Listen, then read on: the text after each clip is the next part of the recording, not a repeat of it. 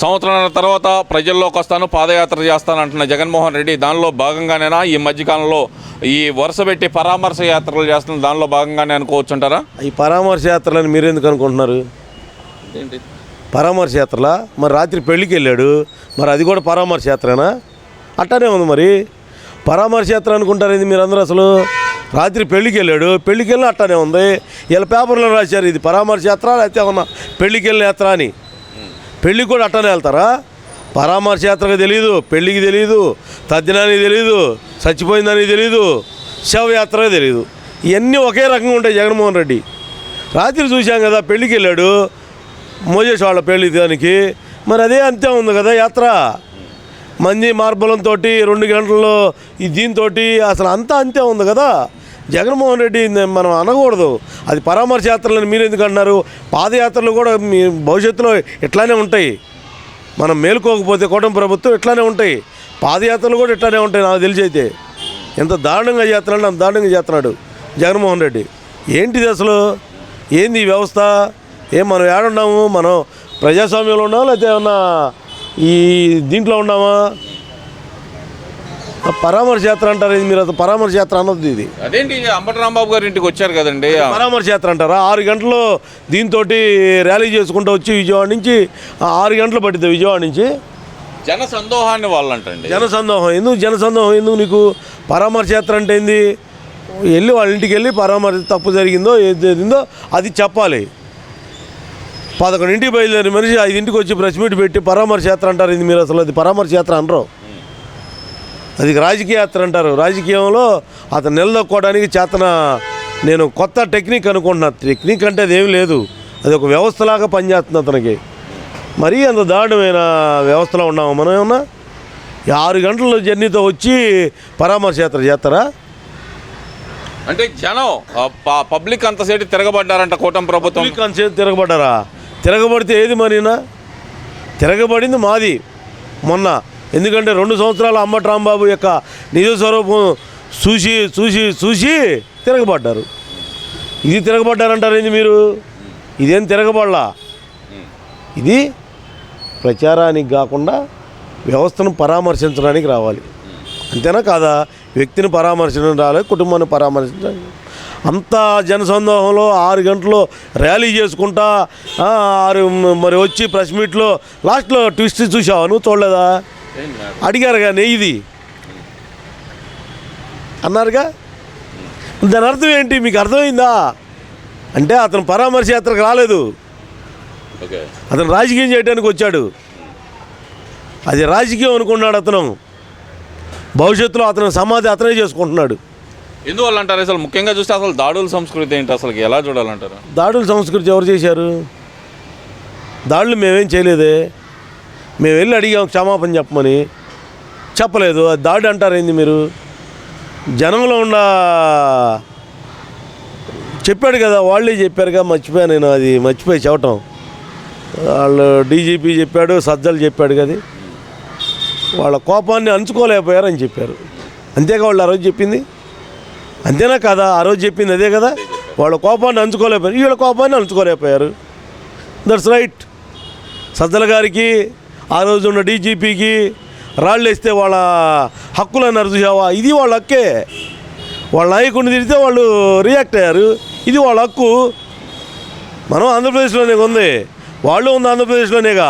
వాళ్ళు చెప్పినదే మనం చెబుతున్నాం. మీరేమో ఆ మాట అంటున్నారు, అంబటి రాంబాబుని కావాలని చంపేయడానికే చూశారు అసలు ఆ రోజు అంటున్నారు కదా. చంపేయడానికి చూస్తే మరి అంతమంది ఆఫీస్ రూమ్లు ఎట్లున్నారు? ఆ ఆఫీస్ రూమ్లో వాళ్ళు కూడా ఉన్నారుగా, పోలీసులు ఉన్నారుగా. ఎట్లా చంపేస్తారు? నాకు అదే తెలియట్లా. వ్యవస్థలో ఇప్పటికీ తప్పుగా మాట్లాడుతున్నారు. మీరు చెప్పిన ఇదే కదా, నువ్వు దాని సామెత కూడా ఉంది. నీరజ ఏదో ఉంది కదా సామెత, నువ్వు నేర్పిన విద్యే కదా నీరజ అని.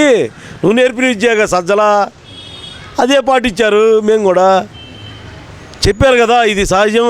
వాళ్ళ కోపాన్ని అంచుకోలేకపోయారు, డీజీపీ ఏమో వాళ్ళ హక్కు రాయేయటం అని చెప్పాడు కదా. అదే మేము చెబుతున్నాము. ప్రశ్నించే గొంతుకలను అనగదొక్కాలని చూస్తుంది కూటమి ప్రభుత్వం. మా నాన్నగారు ఏ రోజు ఎవరిని దుర్భాషలు ఆడలేదు. ఎవరు ఇప్పుడు ఏదైతే అంబటి రాంబాబు గారు కూతుర్లు ఇద్దరు చెప్తున్నారు కదా. చెబుతున్నారు కదా. మరి ఏమో మరి అసెంబ్లీలో మాట్లాడింది వినలేదా మీరు? మీ నాన్నగారు అప్పుడు మీ నాన్నగారు కాదా ఆయన? నేను కాదా అని అడుగుతున్నా. అప్పుడు మీ నాన్నగారు కాదా ఆయన? అసెంబ్లీలో మాట్లాడాడు కదా చంద్రబాబు గారిని హేళన చేసి తప్పు మాట్లాడాడు కదా మౌనేశ్వరం అని. అప్పుడు మరి మీ నాన్నగారు కాదా ఆయన? ఆయన కొత్త వ్యక్తా?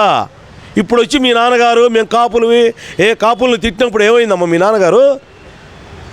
నువ్వు కమ్మాళ్ళు చేసుకున్నప్పుడు ఏమైందమ్మా కాపులు? వాళ్ళ పర్సనల్ లైఫ్ గురించి మనకు అనవసరం అండి. అసలు అవే కదా మాట్లాడింది, నేను మాట్లాడలేదు కదా నేను కాపునని. అప్పుడు నేను కమ్మని చెప్పాలి కదా, చెప్పాలా చెప్పొద్దా? ఇప్పుడు ఓకే అండి, ఏది వాళ్ళ పర్సనల్ లైఫ్, వాళ్ళ మ్యారేజెస్ అవన్నీ పర్సనల్ లైఫ్ అండి.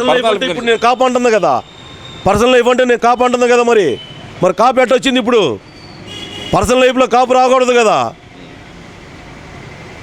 కాపు ఎట్లా వస్తుంది కాపు పర్సనల్ లైఫ్లో? అంటే ఇక్కడ ప్రధానంగా చూసుకుంటే కనుక అసలుకి ఏదైతే కనుక కాపుల ద్రోహి చంద్రబాబు నాయుడు గారు ప్రశ్నించే గొంతుకని అనగదొక్కాలని చూస్తున్నారు. ఇక్కడ ముఖ్యంగా కాపు మహిళల్ని మీద దాడి చేసినప్పుడు పవన్ అన్న నువ్వు ఎందుకు స్పందించవన్నా అని చెప్పి మరి వాళ్ళు ప్రశ్నిస్తున్నారు కదండి.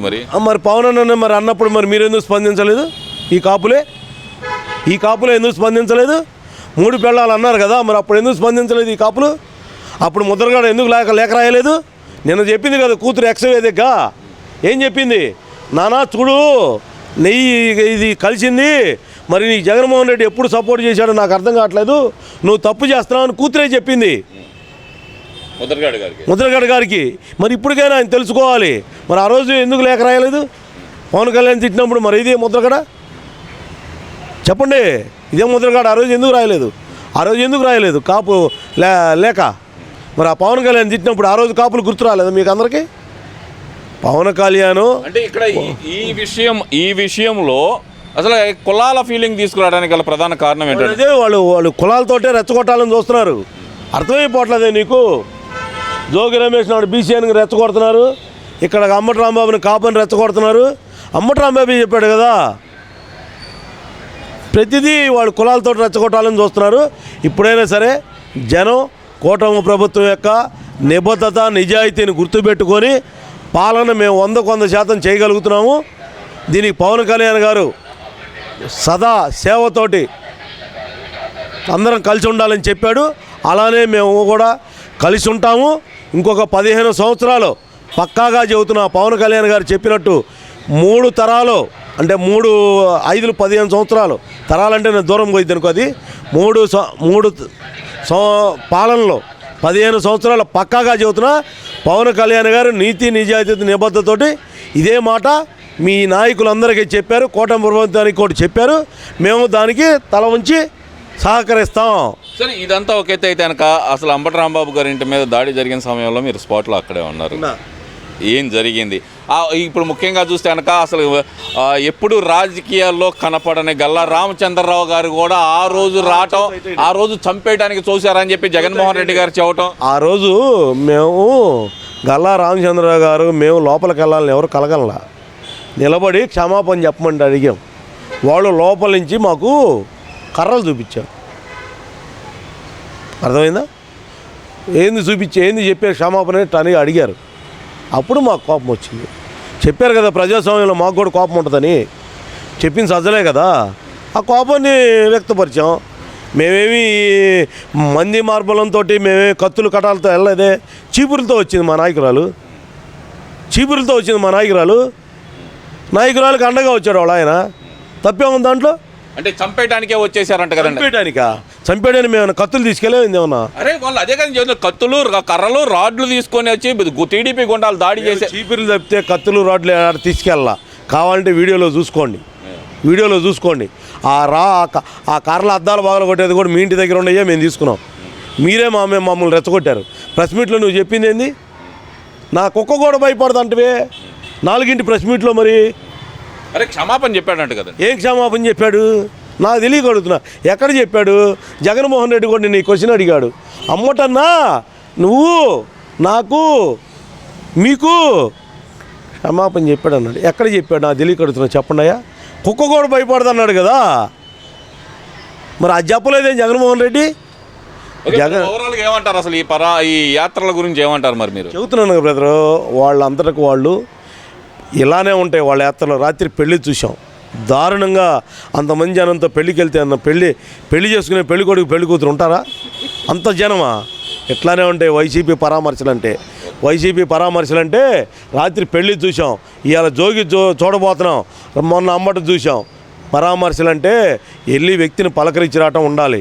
మంది మార్పులంతో ఏది ఒక 100 కార్లు వేసుకొని నేను నాది అన్నట్టు శక్తి అన్నట్టుగా చూయించుకుంటే కుదరదు. నీ చరిత్ర అయిపోయింది.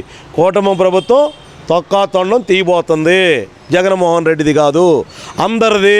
వైసీపీ నాయకులు ఎవరు తప్పు చేసినా ఊరుకోరు, గుర్తుపెట్టుకోండి. చూసావా నిన్న ప్రెస్ మీట్లో పవన్ కళ్యాణ్ గారు అన్నారు.